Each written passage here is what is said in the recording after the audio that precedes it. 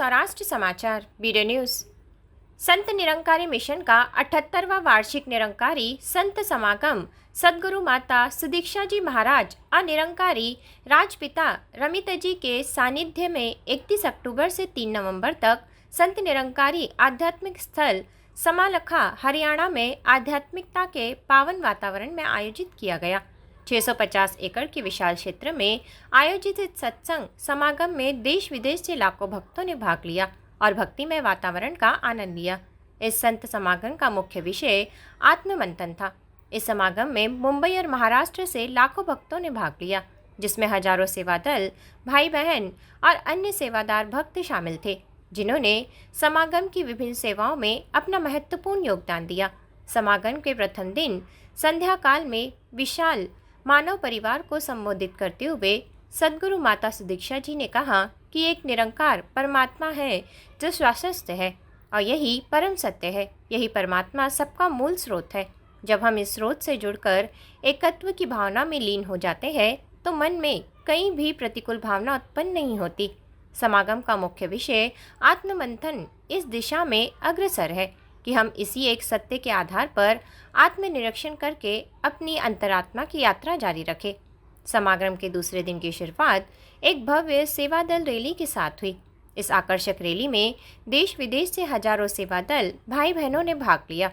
इस रैली में जहां शारीरिक व्यायाम, खेलों और विभिन्न सांस्कृतिक कार्यक्रम के माध्यम से निस्वार्थ सेवा का प्रदर्शन किया गया, वहीं मिशन की शिक्षाओं पर आधारित लघु नाटक भी प्रस्तुत किया गया। समागम के दूसरे दिन हरियाणा के राज्यपाल प्रोफेसर असीम कुमार घोष अपनी धर्मपत्नी के साथ समागम में आए और उन्होंने सद्गुरु माता जी और निरंकारी राजपिता जी का आशीर्वाद लिया तथा उनके प्रति अपनी श्रद्धा व्यक्त की।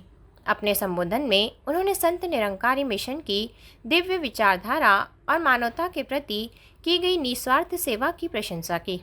उन्होंने निरंकारी सेवा दल की मर्यादाओं और अनुशासन की भी प्रशंसा की। समागम के तीसरे दिन हरियाणा के मुख्यमंत्री नायब सिंह सैनी ने समागम में आकर सद्गुरु का आशीर्वाद लिया। इस अवसर पर अपनी भावनाएं व्यक्त करते हुए उन्होंने कहा कि निरंकारी मिशन आत्मचिंतन, आत्मसुधार और सामाजिक विकास का प्रेरणा स्रोत है। यह मानव को सभी भेदभावों पर से परे जाकर मानव बनाने की शिक्षा दी जाती है। आध्यात्मिक जागृति के साथ साथ मिशन समाज कल्याण के कार्यों में भी अनुकरणीय योगदान दे रहा है, जो अत्यंत सराहनीय है।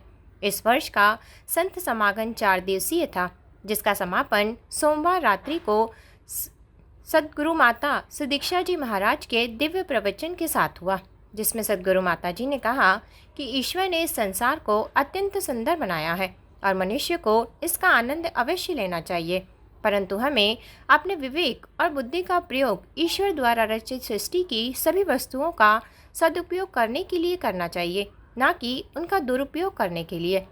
अंत में सद्गुरु माता जी ने निरंकारी भक्तों से अपील की कि वे इस 4 दिवसीय संत समागम में हुए आत्मचिंतन और दिन रात प्राप्त दिव्य शिक्षाओं को अपने जीवन में जीवन भर उतारने और अपना तथा दूसरों का कल्याण करें।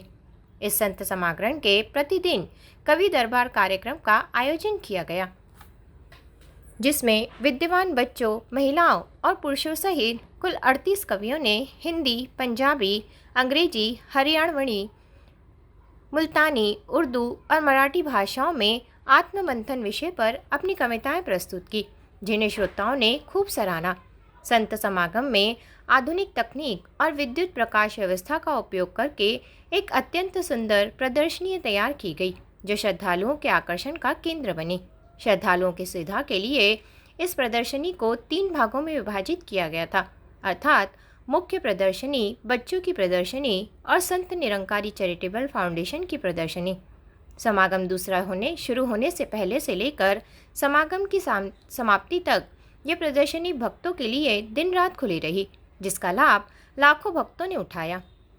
ऐसी ही ताज़ा तरीन खबरों के लिए कृपया हमारे चैनल को लाइक, शेयर और सब्सक्राइब करिए और अपने आसपास की खबरों, अपने सामाजिक, सांस्कृतिक, शैक्षणिक एवं व्यापारिक प्रतिष्ठानों के प्रचार प्रसार हेतु मोबाइल नंबर 7208492241 एवं 9321652352 पर संपर्क करिए और देखते रहिए बीडे न्यूज़ सौराष्ट्र समाचार।